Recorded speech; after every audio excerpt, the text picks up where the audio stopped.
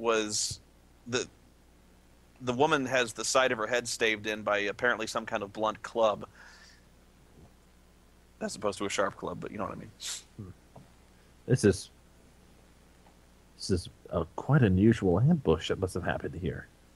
Huh. I feel sorry for these poor people. Checking them over, just making sure I got everything I can figured out about the people. I'm not really paying attention to the wagon itself, if there's anything particular about it, but I'm paying attention to the people right now. What do you mean, paying attention to the people? Just like checking over them, I'm spending this time checking over them, trying to make notes about how they passed away and such, and try to get a better understanding of them. So if anyone else who's nearby wants to investigate other parts, they can, because I'm not going to be observant. I'm going to hop down and just make sure, see if there's any survivors. There are not. Did not feel like it. Could I check any tracks on the ground, see which direction anybody that might have left the area? Sure. You got any kind of tracking skill? I got tracking at 57%. All right, let's do it. And rolled a 57. All right, you do indeed see a number of horse tracks that lead off in a column to the northeast. Which direction were we coming from? You were coming from the east. Actually, you were coming from more the southeast. Actually, I'm sorry. Can any more information be gleaned from the tracks, like how many horses? Yeah, you rolled well enough to guess. You would guess there are about 4 horses. 4 people.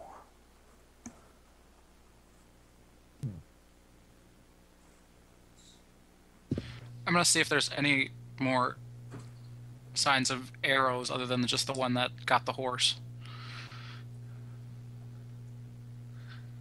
That was the only arrow that was fired. Yeah, you do see... I'm hearing myself out of your speakers. You do see a number of arrows sticking out of the stagecoach, the side of it, or the underside of it now that's been tipped over. But you'd see in total about maybe 5.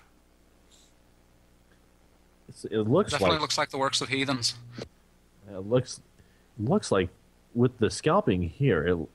See, what makes no sense is that these people have been scalped, but they clearly were killed with firearms. So it almost looks like someone was trying to make it look like they were killed by... Well, Indians are known to use scavenged firearms. Or at least the Apaches are. They might have stolen them from some other group that they've killed. Possibly, but... I don't know. I'm going to actually look in the stagecoach and see if there's any...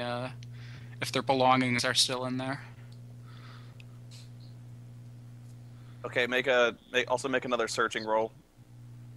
Alright. I'll help him with that one. 78, it's not bad, for considering I don't have any training in it. Okay, you do notice that all of the people have been pretty thoroughly stripped of all their possessions that were of any value.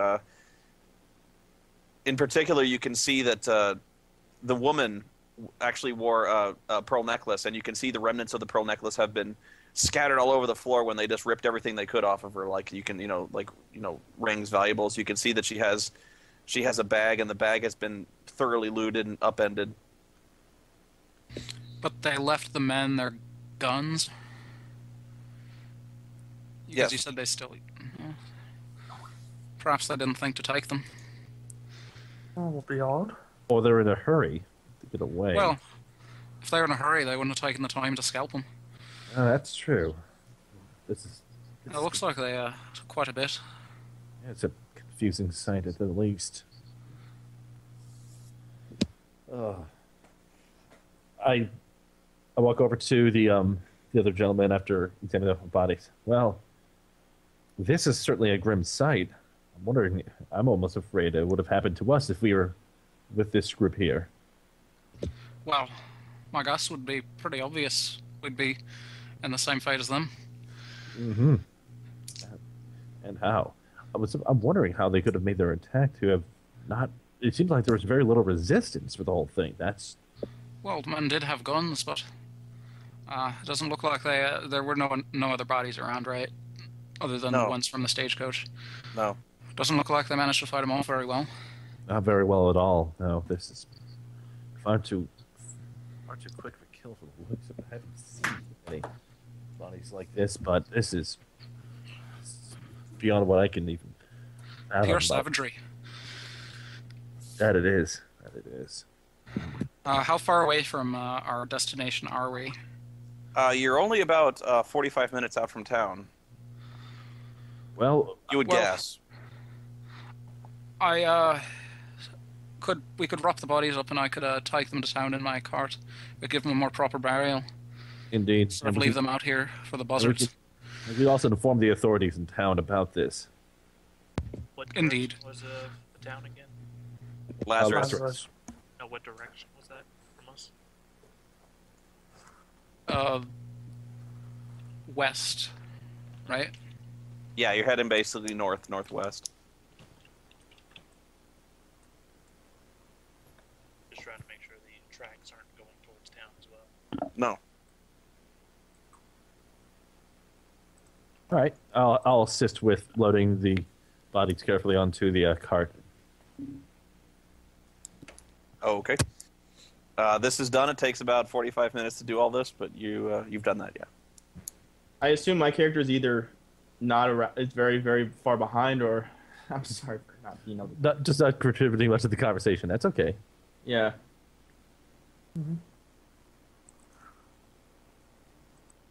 Well, Okay, I think it's so best if we get to town as quickly as possible so I can tell them of what's happened here. Absolutely. Oh, sorry. Can I determine how long they've been dead for, roughly? sure. I'll just use the same roll you did before. You'd guess they've been dead no more than, maybe 2 hours. All right.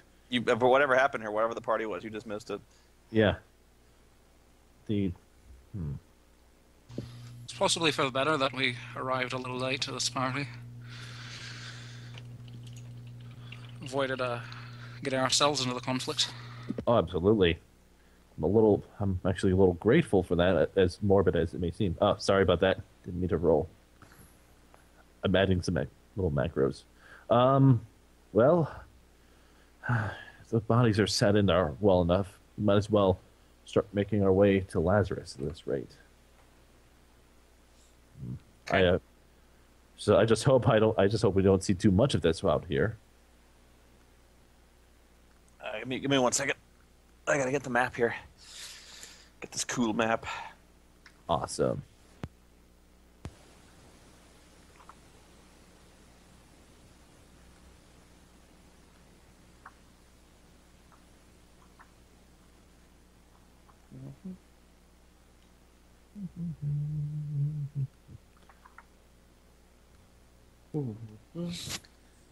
All right.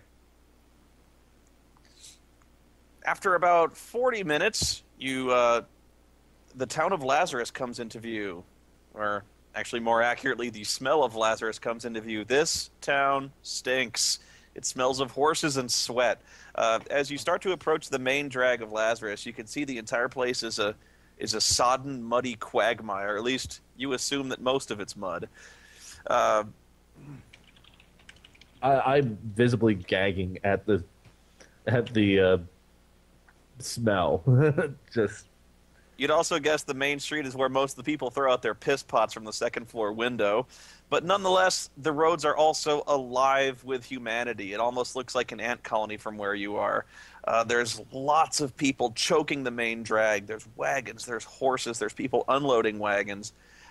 You can hear the sound of hammer and nails ringing through the air, even as far as here. It almost sounds like gunshots from where you are. There's so much construction going on. There's colorful banners and signs. Everything's trying to compete for your attention. Several new taverns have sprung up. All of them advertising the best drinks and the best girls and things like that. clearly, this town was built up without any sort of sanitation system in place. I'm pulling out something to just cover my face with as we ride. Fuck. I heard that. Like heard. Sorry. As you ride down to the main street, the first few buildings you see all appear to be much more permanent structures than most of the other places you see down here. By that I mean the first building you see on your left appears to be the McCabe-Langdon Bank.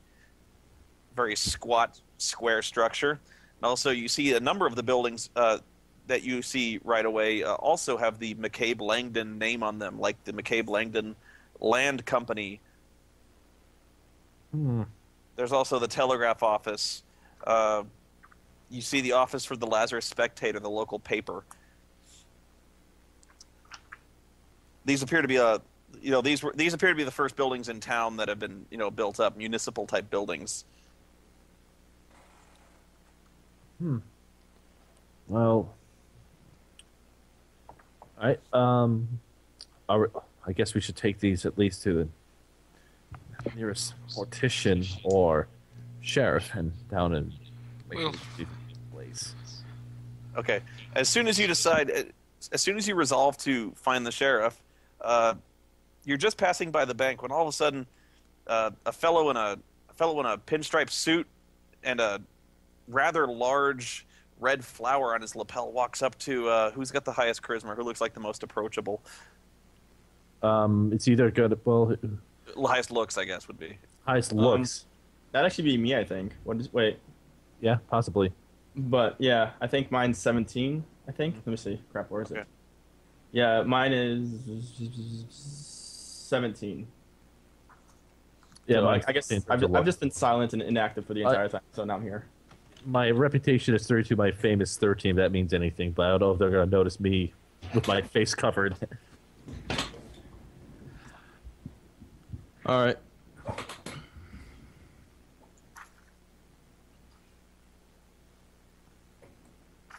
Okay. 1 minute.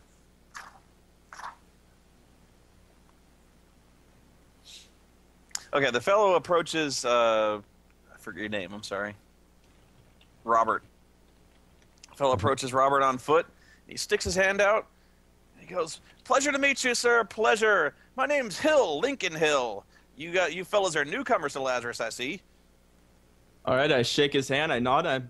Yes, we are. We just happened from a very rather ghastly sight, actually. You don't say. Yeah. Yes. I seem. Well, I think the man over there. I point to.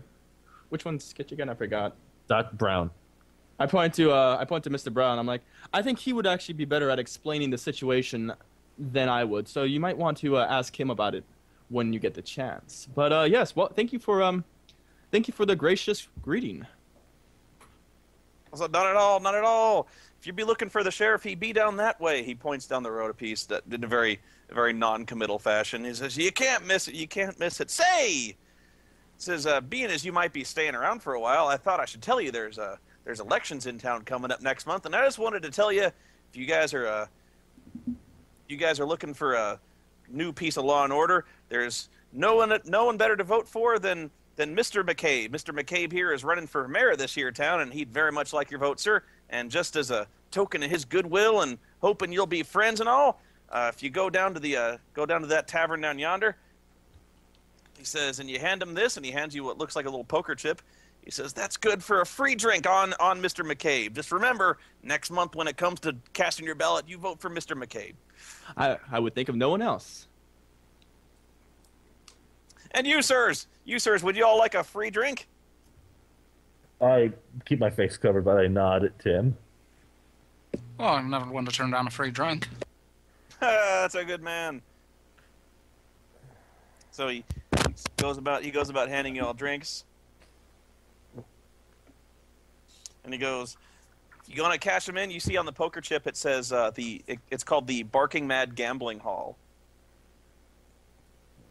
And that is actually Block 9, Lot 1. He goes, it's dead center of town, corner with the big red sign. You can't miss it. Are you going to put the map up, or? I don't have the map. It's in the book. It's on page 160.